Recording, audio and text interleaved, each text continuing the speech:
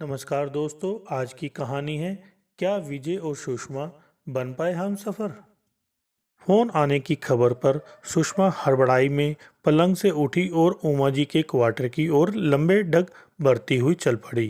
Cactus के फूलों की कतार पर पार करके वह लॉन में कुर्सी पर बैठी उमा जी के पास पहुंच गई।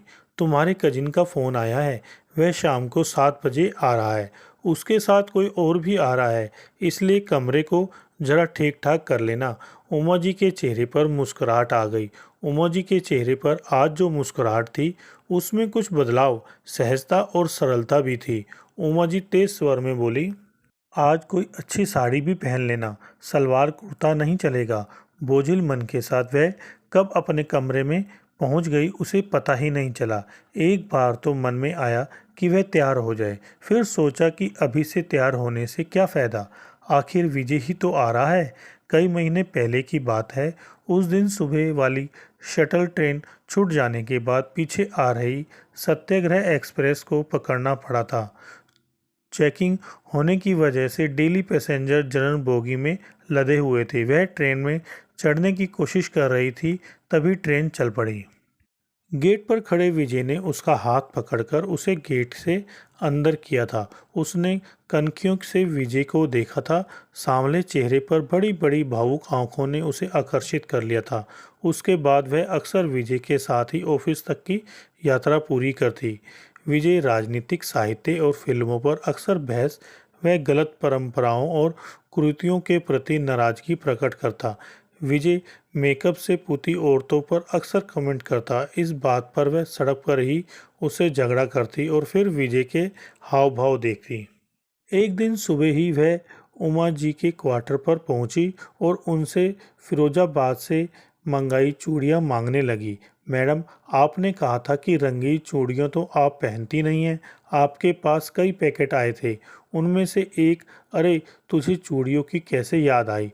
तू तो कहती है कि साहब के सामने डिक्टेशन लेने में चूड़ियां बहुत ज़्यादा खनकती हैं। एक दो पैकेट तो मैंने आया माँ की लड़की को दे दिए हैं। वह ससुराल जा रही थी, पर तुझे भी एक पैकेट दे देती हूँ। एक दिन उमा जी ने सुषमा से मुस्कुराते हुए पूछा, तुम्हारे जिस कजिन का फ़ोन आया है उससे तुम्हारा क्या रिश्ता है? वह एकदम हड़बड़ा सी गई। उसने अपने को संयत करते हुए कहा, अशोक कॉलोनी में मेरे दूर के रिश्ते की आंटी हैं, उनका बेटा है। सीधा है बेचारा। उमा जी मुस्कुराई। क्या मतलब आंटी? कैसे? मैं समझी नहीं। उसने अनजान बनने की कोशिश की। मैंने फ़ोन पर उससे तेज आवाज़ में पूछ लिया कि आप सुषमा से बात तो करना चाहते हैं, पर बोल कौन रहे हैं? तो वह हड़बड़ाकर बोला, मैं विजय सरीन बोल रहा हूँ। मैं बहुत देर तक सोचती रही कि सरीन सुषमा गुप्ता का कजिन कैसे हो सकता है। ओह आंटी, आपको तो सीबीआई में होना चाहिए था। एक हॉस्टल वार्डन का पद तो आपके लिए बहुत छोटा है। उमा जी सुषमा में आए परिवर्तन को अच्छी तरह समझने लगी थी। वे बेटी की तरह उसे प्यार करती थी। मुरादाबाद में सांप्रदायिक दंगे होने के कारण ट्रेनों में भी भीड़ नहीं थी। एक दिन विजय उसे पैसेंजर ट्रेन में मिल गया था। कॉर्नर की सीट पर वह और विजय आमने सामने थे। हल्की बूंदाबांदी होने से बाहर की तरफ फैली हरियाली मन को अधिक लुभा रही थी। सुषमा भी बेहद खूबसूरत नजर आ रही थी। आज तुम्हें देखकर करीना कपूर की याद ताज़ा हो रही है, विजय ने उसको देखकर कहा। उसे लगा कि विजय ने शब्द नहीं, चमेली के फूल बिखेर दिए हों। उसने एक नज़र विजय की ओर डाली तो वह दोनों हाथ खिड़की से बाहर निकालकर बरसात की बूंदों को अपनी हथेलियों में समेट रहा था।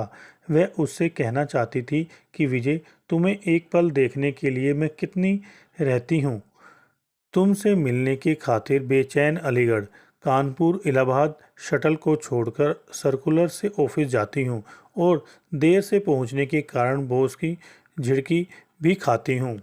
अक्सर विजय उससे मिलने हॉस्टल भी आ जाता था। उसे भी रविवार और छुट्टी के दिन उसका बेसब्री से इंतजार रहता। अक्सर रूटीन में वह रविवार को ही कमरा साफ करती थी, पर जब उसे मालूम होता कि विजय आ रहा है तो विशेष तैयारी करती। अपने लिए वह इतनी आलसी हो जाती थी कि मॉर्निंग टी भी स्टेशन पहुंचकर टी स्टॉल पर पीती। विजय के जाने के बाद जो स्लाइस बच जाती उसे भी नहीं खाती। उसे या तो चूहे खा जाते या फिर माली के लड़के को दे देती, जिन्हें वह दूध में डालकर बड़े चाव से खाता। एक दिन विजय ने सुषमा के सारे सपने तोड़ दिए थे। डगमगाते कदमों से वह रूम तक आया और ब्रीफकेस को पटककर पलंग पर लेट गया। शराब की दुर्गंध पूरे कमरे में फैल गई थी।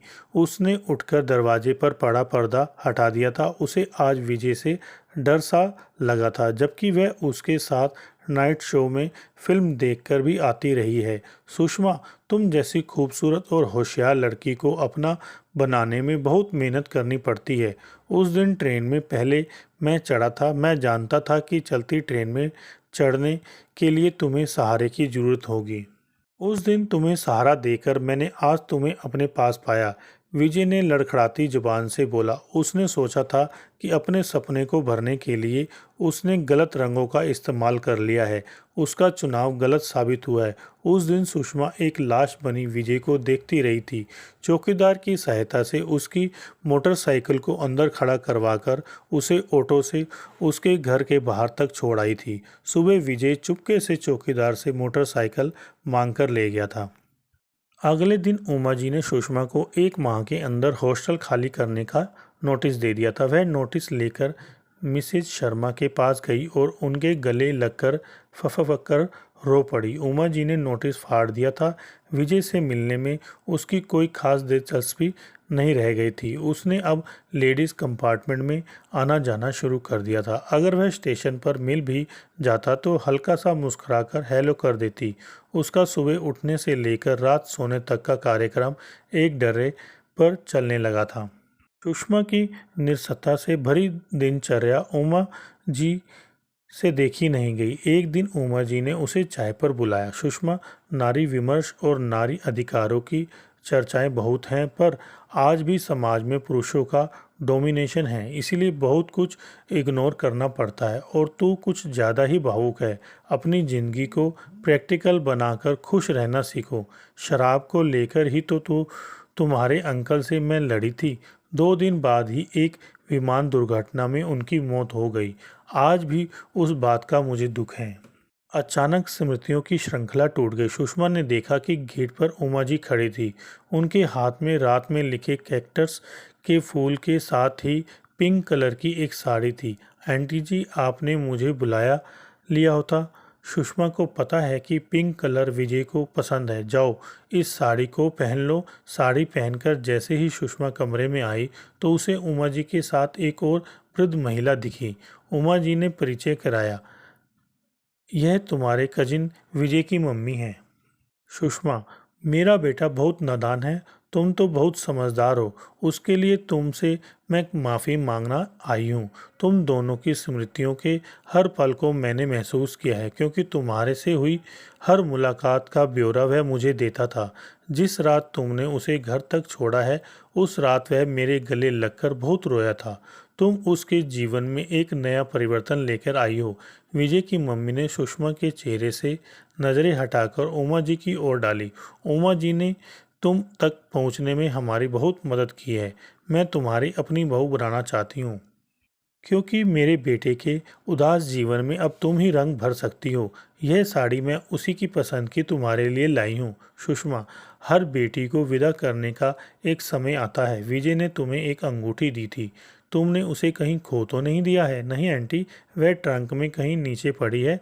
सुषमा ने ट्रंक खोलकर अंगूठी निकाली तथा सड़क की ओर खुलने वाली खिड़की को खोल दिया। सुषमा ने देखा, बाहर मोटरसाइकिल पर विजय बैठा था। उमा जी और विजय की मम्मी ने एक साथ आवाज़ दी, विजय ऊपर आ जा, इस अंगूठी को तू ही पहनाएगा। सुषमा को लगा जैसे उसके सपने इंद्रधनुषी हो गए हैं।